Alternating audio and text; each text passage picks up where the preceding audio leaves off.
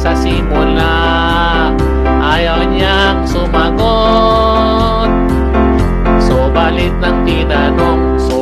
ng tinanong, matapang siyang naghamon. Sisiminit, halatang nainis.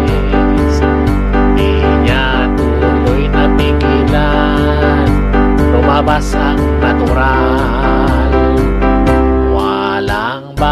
Walang batas, yan ang kanyang bulalas.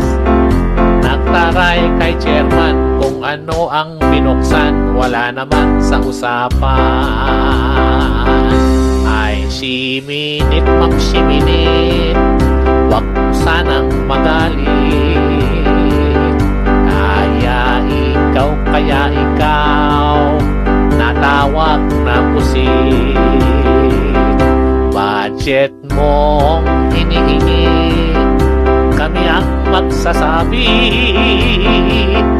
Kung wala kang kinupit, tamang kwenta ay isulit. Siminit, huwag na po sanang magalit.